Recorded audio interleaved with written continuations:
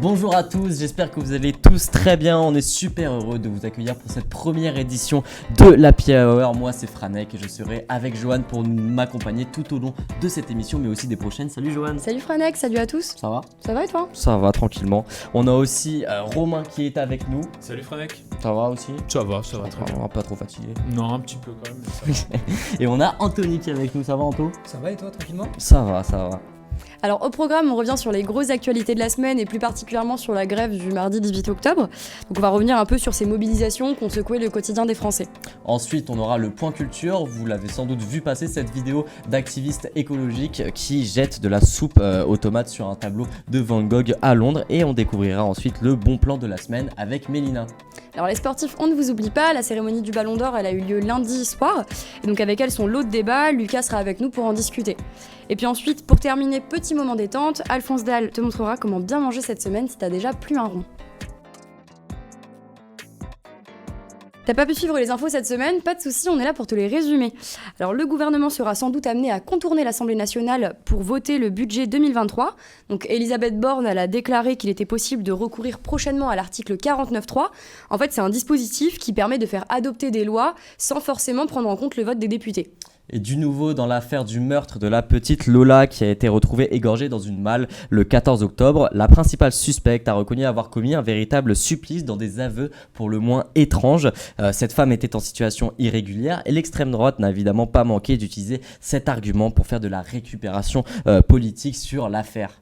Alors à l'international, Elnaz Rekabi, la grimpeuse iranienne qui avait disparu après avoir participé à une compétition sans porter son voile à Séoul, est de retour à Téhéran où elle a été accueillie comme une héroïne. Donc dans la capitale, les affrontements ne s'arrêtent pas et 8 personnes sont décédées dans un incendie dans une prison. Et tout de suite, on est avec Romain pour revenir sur les mouvements de grève qui s'intensifient en France.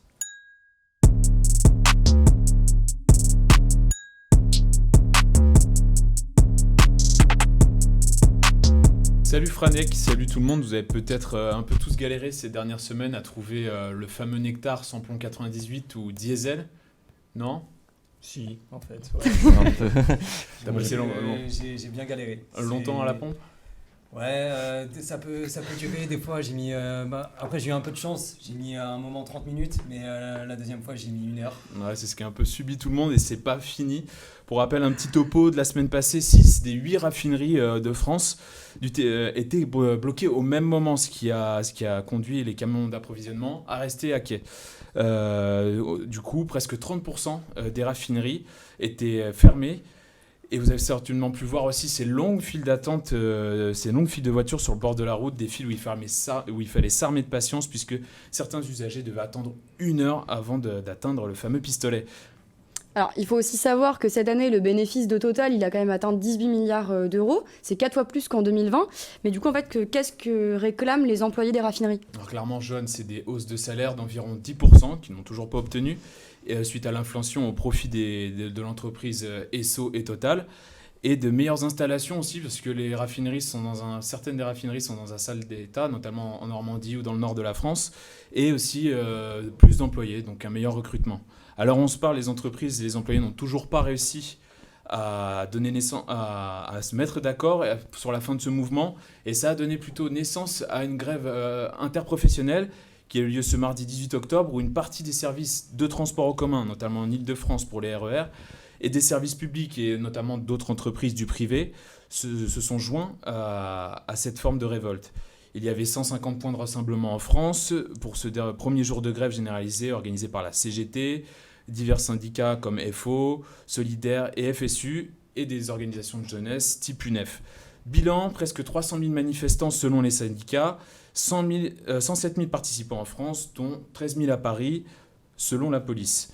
Alors, j'en viens à un débat. Les jeunes, les étudiants, doivent-ils soutenir la grève? Est-ce que pour vous, sur le plateau, vous la soutenez? Est-ce que surtout vous la comprenez? Alors, je parle des jeunes parce qu'on rappelle que les lycéens professionnels sont aussi en grève. 41% seulement trouvent un emploi après un CAP et seulement 50% après le bac. Qu'est-ce que vous en pensez? Qui veut commencer? Moi, je comprends la grève, dans le sens où leur salaire, il correspond aussi à la pénibilité qu'il y a quand tu bosses dans des raffineries. Donc, c'est des gens, ils font les 3-8, ils sont exposés à des produits chimiques. je peux concevoir le fait que par rapport à l'inflation, aujourd'hui, tu demandes plus pour le travail que tu effectues derrière, quoi. Enfin, pour moi, ça paraît... Moi, c'est pas que je la comprends ou que je la comprends pas, c'est juste que je suis pas forcément concerné, donc j'estime juste que chacun a le droit de faire grève, chacun a le droit de montrer son mécontentement, et que c'est dans ce sens-là que je la comprends, mais en soi, je la soutiens pas non plus parce que je suis pas vraiment concerné par le sujet, donc pour moi, ils font ce qu'ils veulent, en fait. Après, là, je vous prends au dépourvu, mais admettons, la grève s'intensifie, la RATP fait grève, ce qui ne va certainement pas arriver, mais RATP, SNCF, et vous êtes bloqué dans les transports, disons, pendant 2-3 semaines, comme à peu près en l'hiver 2019, si je dis pas de bêtises.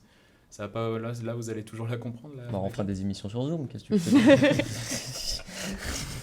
Non, parce que ça peut exaspérer quand même pas mal de personnes. On voit que la moitié de la population à peu près n'est pas forcément dans ce mood-là. Après, c'est une histoire de solidarité. C'est-à-dire qu'il faut peut-être éduquer les gens au fait que, oui, au premier degré, forcément, tu vas être impacté. Mais quand il y a une grève, en général, surtout quand c'est une grève qui est généralisée, au final, ça va profiter à tout le monde. C'est-à-dire que l'argent que tu perds là, tu vas le récupérer si tu as une augmentation de salaire derrière. Donc, c'est peut-être là qu'il faut, je dis éduquer, mais je suis là pour éduquer personne, mais pour faire comprendre ça aux gens. Et je pense que c'est le premier rôle des grévistes. Et le profit total, pour moi, il est tellement grand qu'ils peuvent redistribuer derrière. Mais c'est pour ça qu'il y a cette grève. Mais ça doit découler. Mais la grève, je la comprends. Mais moi, étant automobiliste, j'avoue que j'ai mis quand même pas mal de temps. Et puis, y aller tard le soir ou tôt le matin, ça donne des cernes. Et c'est un peu relou sur les bords, je dois l'avouer. Après... je la comprends et puis j'espère qu'ils obtiendront ce qu'ils veulent quand même parce qu'au bout d'un moment, moi j'en ai un peu marre aussi d'attendre trop longtemps. Je vais tourner le débat autrement du coup. Est-ce que vous seriez prêt à descendre dans la rue pour les soutenir ? Voilà, c'est pas trop notre combat, on va dire. Après, si mais là, on parle du fait d'être solidaire ou pas. On peut être solidaire sans non plus descendre dans la rue avec eux parce que ce serait... Pour moi, même si j'étais gréviste, c'est pas que ça me dérangerait, mais je trouverais ça étrange de voir des gens qui n'ont rien à voir avec cette grève. Comment tu le montres ton soutien alors ? Tu peux montrer ton soutien sur les réseaux, ou tout simplement, tu peux être d'accord avec cette grève sans non plus... mais la plupart des acquis sociaux ne sont pas gagnés sur les réseaux. Oui, non, mais ça je suis d'accord, mais je pense que c'est un combat que eux doivent mener en fait. Non, mais c'est aussi que... c'est plus courant pour nous, entre guillemets, de ne pas descendre manifester avec eux, dans le sens où ça ne nous concerne pas. Mais c'est vrai que la plupart des manifs, les gens qui descendent dans la rue, c'est les premiers concernés. En soi, on peut... Mais après, c'est pas forcément le bon choix à faire. En soi, on pourrait très bien soutenir un mouvement et descendre dans la rue aussi avec eux. C'est triste, mais aussi, c'est aussi un peu une question de flemme derrière, où les gens, tant que ça les concerne pas, ils se bougent pas. Mais c'est aussi pour ça que les gens, aujourd'hui, ils crient au mécontentement parce qu'ils sont impactés par la grève. En même temps, s'ils n'étaient pas impactés... c'est tout le principe de la grève d'impacter toute une population pour faire bouger les choses aussi. Sinon, et c'est là que ça met de la pression à Total. Là, en soi, ceux qu'il faut accuser, c'est pas forcément les grévistes. C'est Total qui leur propose 6% d'augmentation alors qu'ils en demandent 10%. Et qui fait que la grève continue, selon moi. Après 10%, je trouve ça quand même énorme. 10% si ton salaire il est de 3 000 €, ça fait 10%, que je dise pas de bêtises, ça fait 300 €. Je suis bon en maths. Mais du coup, c'est quand même beaucoup. Après, si on multiplie par le nombre d'employés, ça fait beaucoup. Si 6%, c'est pas énorme, mais c'est déjà une augmentation. Qui est, après on multiplie comme là par tout le monde, ça fait beaucoup aussi. Mais c'est réalisable en même temps. On parle je pense que Total ils ont de quoi le faire. Ils ont 18 milliards de bénéfices. Ils ont quoi faire, mais si on donne 10%, ça veut dire que en fait on aurait pu donner s'ils disent on vous donne 10% maintenant, ça veut dire qu'en fait ils auraient pu donner 20%. Et ça veut dire que en fait on peut manifester et on aura dans tous les cas quelque chose. Après là il y a un débat qui se pose sur le fait où jusqu'où la manifestation peut aller. Ouais, c'est ça, s'ils demandent 10%, non, on va pas te donner 10% parce que tu le demandes comme ça, Après, le truc, c'est que tu demandes toujours plus que ce que tu veux réellement avoir. C'est-à-dire que quand tu demandes 10%, c'est que tu veux 8% en fait. Et parce que tu vois, Total propose 6%, il demande 10 pour avoir 8 au final. Et puis ils ont donné des explications. Dans ces 10%, il y a 7% où c'est par rapport à l'inflation, et il y a 3% qui déterminent par rapport aux bénéfices qui ont été réalisés par Total. Oui. Ça sort pas de nulle part en mode on veut 300 € comme ça. Oui, non, mais c'est pas déconnant du tout. Mais Après, moi je me place du point de vue humain, dans le sens où tu réclames 8%. Ces raffineries-là, pour la plupart, elles sont situées dans le nord de la France ou en Normandie, et les industries, là-bas, ça court plus les rues. Ce qui fait que les mecs, généralement, ils sont là depuis 20-30 ans. ils perdent leur taf ou quoi, et avec des petits salaires, avec l'inflation ou quoi, ils n'ont pas grand-chose derrière. Puis ça fait 5 mois que les organisations syndicales, elles interpellent la direction pour avoir une augmentation. Ça fait 5 mois où en soi, Total ne s'est pas bougé, et donc maintenant on en arrive à un point où il y a une grève comme ça, et une pénurie. Mais Après, la grève, pour moi, est totalement légitime. Hein. elle aurait pu être évitée, en Oui, soi. elle aurait pu être évitée, ça c'est sûr. Parce que, comme toutes les grèves en fait. Pour vous, c'est encore la bonne méthode, la grève, de faire grève. tu peux sinon, pas reprocher, on fait comment? Tu peux pas reprocher à un pays qui a coupé la tête de son roi de faire grève. À un moment donné. Non, parce que depuis l'étranger, on est vu un peu comme vraiment le pays de la grève, et ça choque encore un peu. Même si en Angleterre, bon, ils ont un peu plus cette notion-là, mais partout ailleurs, on est un peu vu comme un cas unique.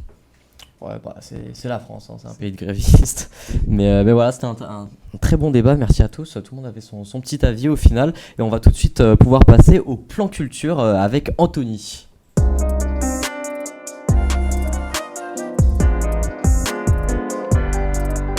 Alors, des tournesols à la sauce tomate. Et non, ce n'est pas une nouvelle recette d'Alphonse Dalle, mais l'une des dernières actions du collectif Just Stop Oil. 2 activistes ont jeté de la soupe sur la célèbre peinture Les tournesols de Vincent Van Gogh. Anthony est avec nous pour nous expliquer un peu ce qui s'est passé. Eh bien, effectivement, Joanne, ça s'est passé samedi dernier, samedi 15 octobre. Des militantes écologistes ont jeté du coup de la soupe sur cette célèbre peinture de Vincent Van Gogh appelée Les tournesols, qui est exposée au National Gallery de Londres. Elles font partie du mouvement Just Stop Oil, qui appelle à l'arrêt immédiat de tout nouveau projet pétrolier ou gazier. Et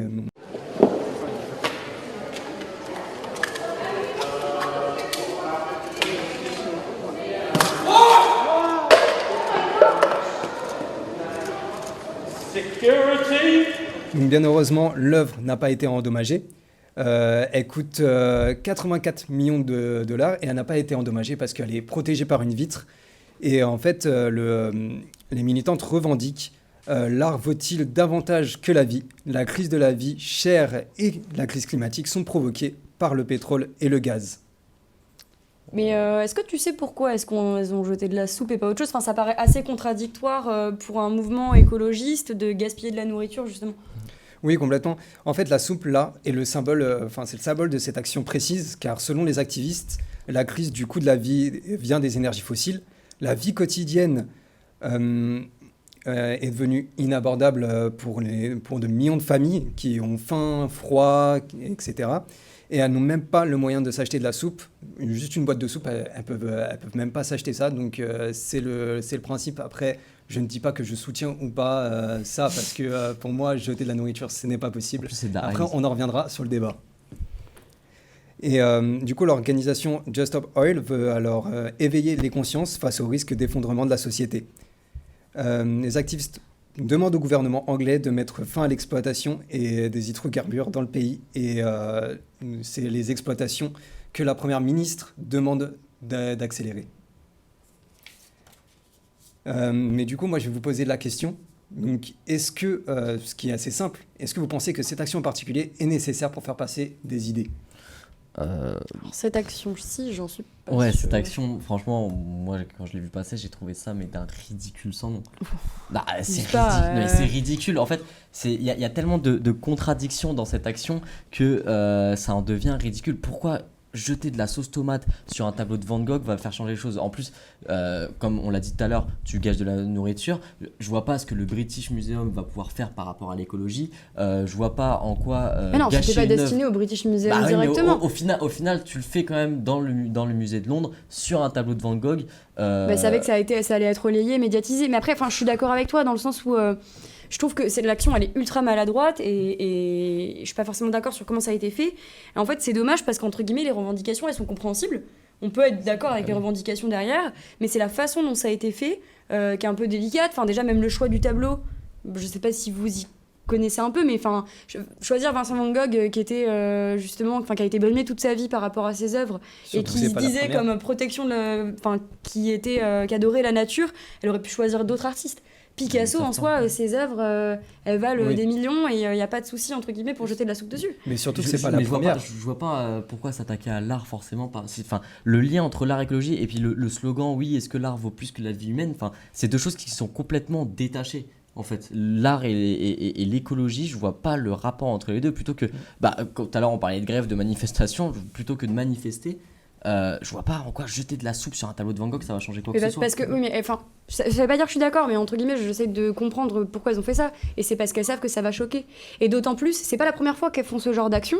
Et il me semble que là, en fait, ce qui a vraiment choqué les gens, c'est qu'on la vitre, on la voit pas sur la vidéo. Ouais. Et sur le coup, t'as l'impression que c'est le tableau qui est impacté. Bah oui. Et donc tu te dis, waouh, il y a les tournesols de Vincent Van Gogh qui est ça caché par de la soupe. Bah, tu vois. par Et des... c'est ça qui a choqué en Oui, soi. enfin, Mais les gens, ils en ont oublié les revendications derrière parce que juste le geste, sur le coup, tu comprends pas et t'as l'impression qu'ils ont détruit un c'est tableau. ça, c'est que juste ça dessert la cause plus qu'autre chose. C'est déjà de l'irrespect par rapport à Vincent Van Gogh, par rapport aux fans, par rapport aux personnes qui aiment l'art, par rapport à la culture en général. Voilà. En fait, c'est un manque de respect. Oui, c'est là où je voulais en venir. L'art, c'est quelque chose qui a toujours éveillé notre culture depuis que l'être humain est né.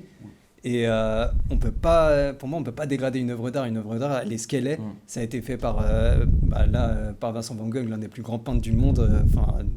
Toute époque confondue. Et c'est le GOAT, l'un des GOATs de l'art.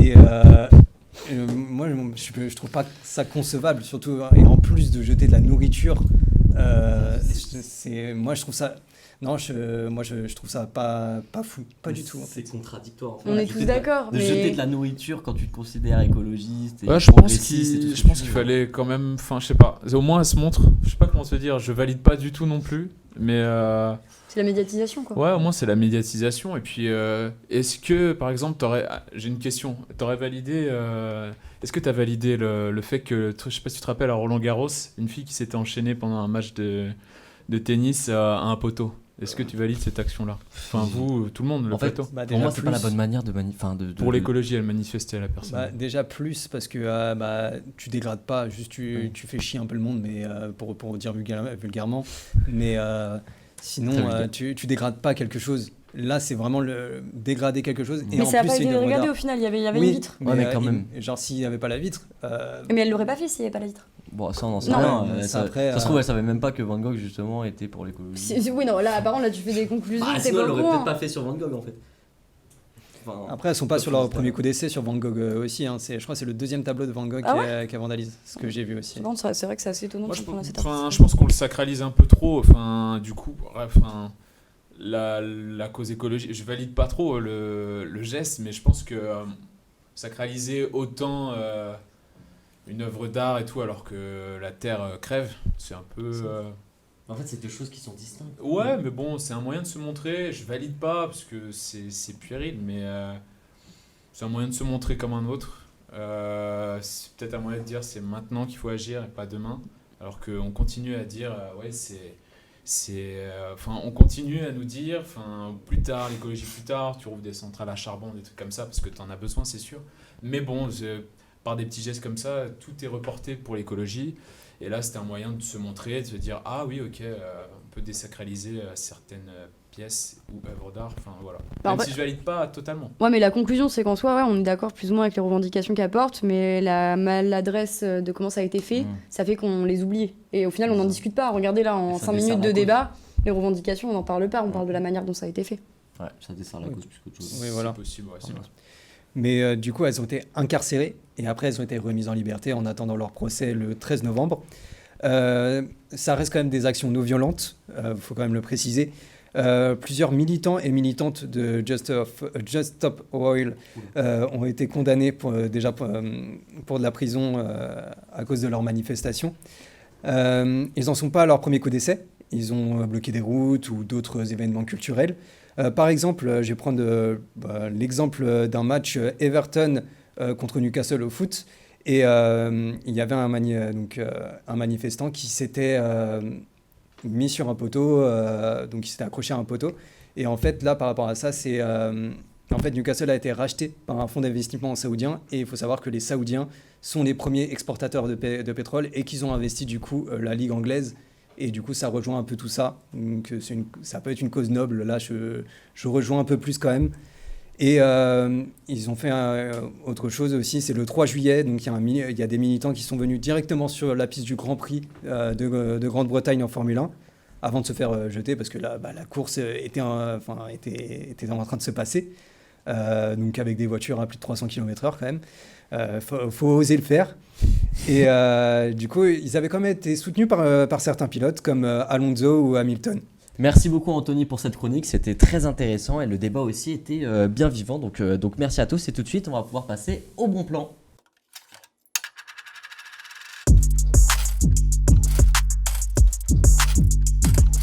Alors les bons plans, c'est pas que des bières pas chères, c'est aussi parfois culturel. Cette semaine, Mélina te donne le meilleur endroit pour découvrir des artistes talentueux pour presque rien.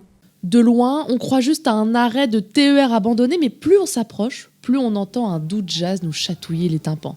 Bienvenue à la gare Le Gore, un petit bar à la déco atypique dans le 19e arrondissement.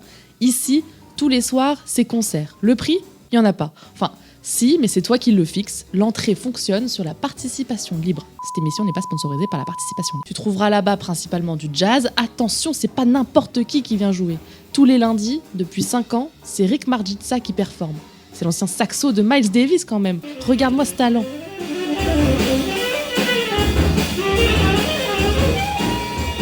Alors tu vas me dire, super, un bar qui fait concert, les boissons sont hors de prix. Même si c'est plus cher qu'un bar classique, tu peux trouver des breuvages qui respecteront ton porte-monnaie, comme ce petit cidre breton. Tu pourras voir leur programmation sur leur page Insta, et pour les plus fêtards d'entre vous, on sait qu'il y en a. À minuit, une partie teuf techno s'ouvre au sous-sol. Merci Mélina, on manquera pas d'aller tester tout ça. Tout de suite, on passe au barathon.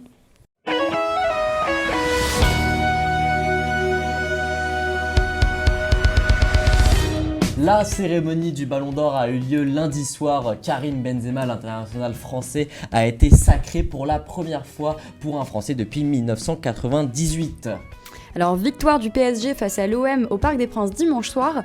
Un but de Neymar a permis aux Parisiens d'obtenir la victoire dans ce classique. Et du côté de l'Espagnol, il y a eu aussi le Classico avec une victoire au Santiago Bernabéu pour le Real Madrid, 3-1 face au FC Barcelone avec d'ailleurs un but de Karim Benzema.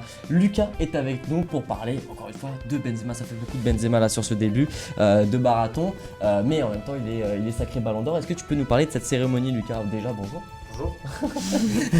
Alors lundi avait lieu la 66e cérémonie du Ballon d'Or au Théâtre du Châtelet à Paris. Donc comme tu l'as dit Franek, c'est Karim Benzema qui l'a remporté. Il l'a reçu des mains de Zidane. Il succède donc à Lionel Messi l'année dernière. Ça devient le 5e Français à le gagner après Copa, Platini, Papin et Zidane. Le reste du top 5, c'est donc Mané, De Bruyne, Courtois et Lewandowski. Qu'est-ce que vous pensez de la victoire de Benzema ? Elle est logique, enfin, il y avait à peu près que lui cette année qui pouvait le remporter, tant la concurrence était assez faible, je pense que... Clairement, c'est Benzema, je crois c'est 34 matchs, 28 buts, je crois, un truc comme ça, enfin, et 12 passes D, ouais, un truc comme ça. Enfin, juste avec le Real, et en France, c'est 5 matchs, 3 buts, une passe D, il me semble. En plus, il gagne la Liga. Des champions. Il est champion, il gagne la Champions League. Et la Ligue des Nations avec la France, c'est pas le plus grand tournoi, mais ça reste quand même un tournoi à gagner. Ouais, et puis le Ballon d'Or, ça se joue aussi sur les images marquantes. Et quand tu penses au football sur la saison 2021-2022, toutes les images marquantes, c'est Benzema. Que ce soit contre City, Chelsea, Paris. C'est lui qui porte son équipe, qui a clairement porté son équipe. Il a une âme de vainqueur. Ouais. Et puis même quand on regarde sa progression, sa détermination, il n'est pas sélectionné en équipe de France, il a plein de trucs qui le diffament, et au final il revient fort. Il a toujours perduré dans le temps, et il est devenu de plus en plus fort à chaque fois. Moi je tiens à le souligner, et c'est bravo Karim. Et c'est le Ballon d'Or le plus vieux depuis le tout premier Ballon d'Or de l'histoire. Donc, ça montre aussi en fait que c'est un mec qui, à 34 ans, il est au top de sa carrière, quoi. C'est assez fort. Et puis il n'y a aucun débat avec les autres. Mané, il a été bon, mais Lewandowski, c'est la même. Mais on retient que Karim. C'est le leader, en fait. Alors, c'est pas la seule récompense de la soirée. On a Alexis Putellas, la joueuse du FC Barcelone, qui a remporté le Ballon d'Or féminin. On a aussi Lewandowski qui a remporté le trophée Gerd Müller, donc le trophée qui récompense le meilleur attaquant. On a le coéquipier de Karim Benzema au Real Madrid, Thibaut Courtois, qui a remporté le trophée Yashin, donc le trophée du meilleur gardien. Et le club de l'année a été décerné à City. Parmi Les trophées, on a aussi un trophée qui a fait polémique notamment sur les réseaux sociaux, c'est Gavi qui a remporté le trophée Copa, donc qui récompense les meilleurs joueurs de moins de 21 ans. C'est une victoire qui a fait réagir, notamment dans son duel face à Bellingham, le joueur de Dortmund, et Musiala du Bayern Munich. Franek, toi qui es fan du FC Barcelone, qu'est-ce que tu penses de cette soi-disant polémique ? Bah, c'est une polémique de toute façon, enfin c'est pas pour faire le fan voilà, complètement débile, mais dès que ça touche, et c'est pareil pour le Real hein, d'ailleurs, mais dès que ça touche au Barça, ça va tout de suite faire polémique parce que dans l'imaginaire des gens, c'est des clubs qui sont avantagés.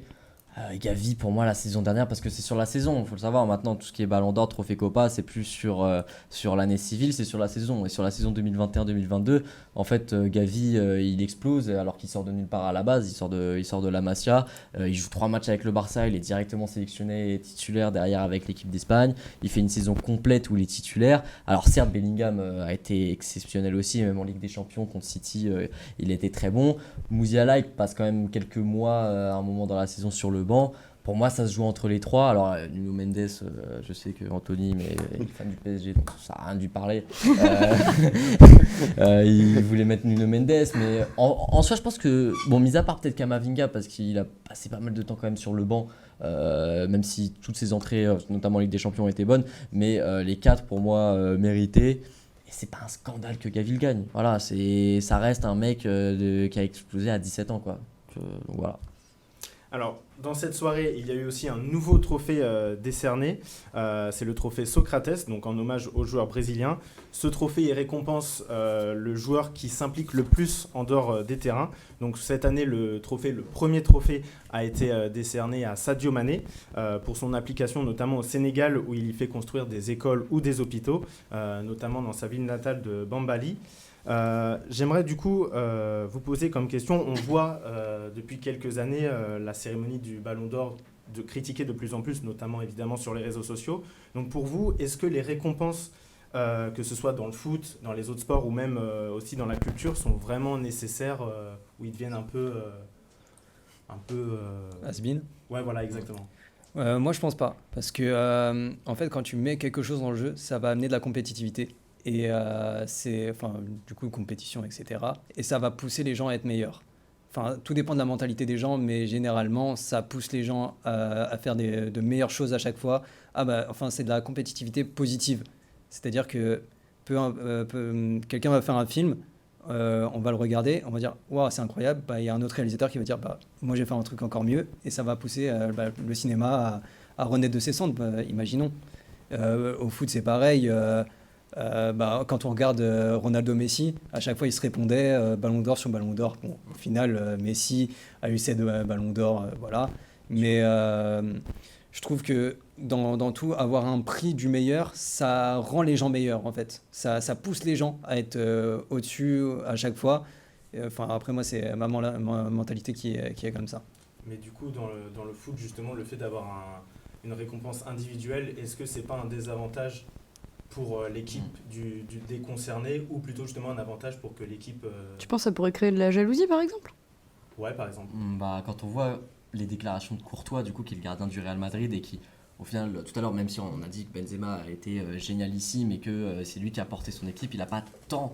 il n'a pas porté tout le Real Madrid sur ses épaules non plus. T'as Courtois qui sort un match extraordinaire en finale et même sur toute la compétition, Vinicius qui est décisif à chaque tour, à élimination directe, et en fait le Ballon d'Or ça relève surtout, même si c'est un trophée qui est magnifique et moi j'ai pas envie du tout qu'on le retire parce que ça fait partie de l'histoire du football et que c'est l'un des plus beaux trophées pour un joueur de foot, mais ça reste un trophée individuel dans un sport collectif et ça reste aussi beaucoup de storytelling. C'est-à-dire que le Real Madrid et le FC Barcelone sont très forts là-dedans, c'est-à-dire de créer une histoire avec un joueur à chaque année dans son équipe. Genre là ça a été Benzema qui a été choisi parce que c'est un attaquant et qu'il est très populaire, mais ils auraient très bien pu faire une entre guillemets propagande sur Thibaut Courtois et Courtois aurait pu avoir le Ballon d'Or. Justement, moi qui m'y connais pas, j'ai une question parce que je m'y connais pas du tout dans ce milieu-là, mais j'ai vu quelques mèmes sortis en ce moment.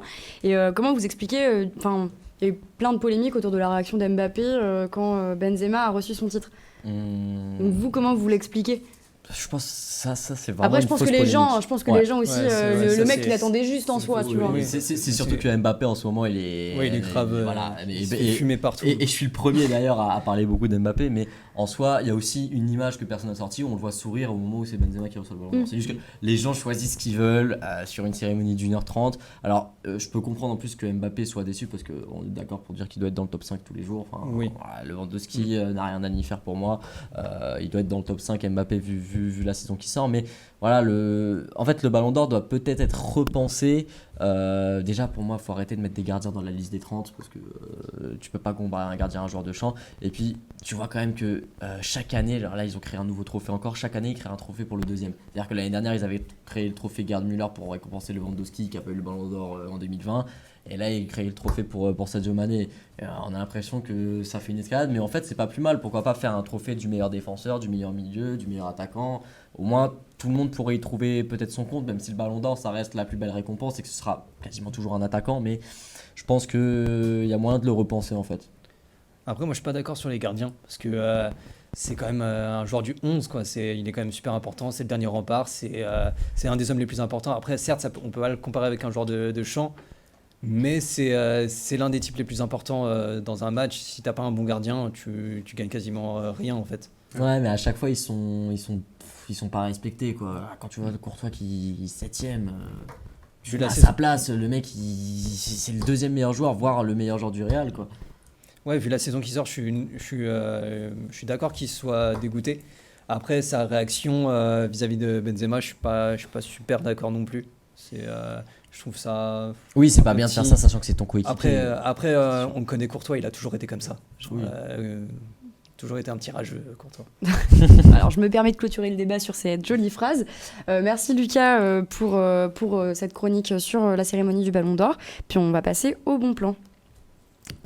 À Alphonse Dalle. À la recette.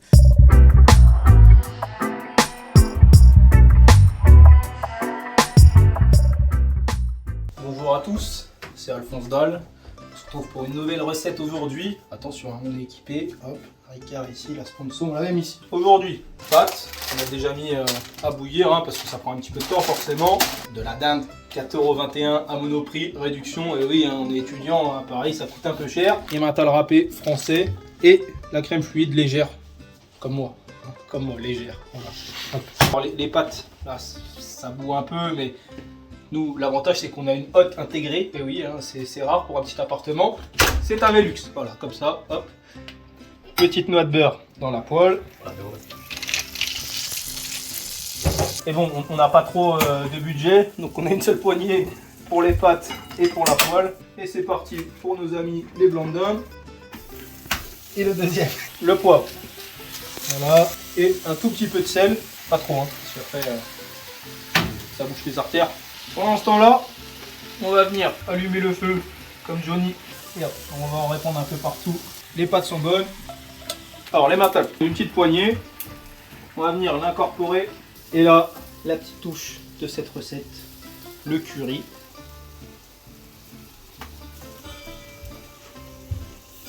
C'est l'heure de retourner la dinde.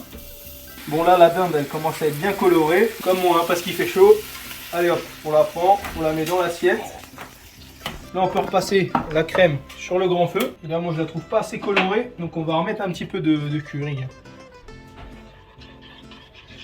Bon, la crème est bien chaude, ça s'est bien mélangé avec les mentales et le curry. On va incorporer ça directement dans les pâtes.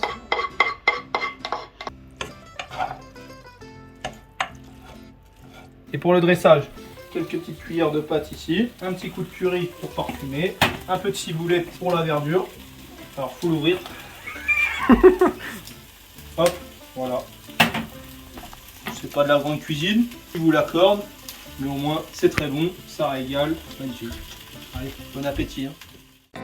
Alors c'est la fin de cette émission, merci de nous avoir suivis pour cette grande première, merci à toutes les personnes qui sont présentes sur le plateau et à ceux à la technique. N'hésite pas à nous faire tes retours dans le chat et à nous suivre sur les réseaux. Et puis on se retrouve la semaine prochaine, même jour, même heure, et d'ici là n'oublie pas de boire un verre d'eau entre chaque bière.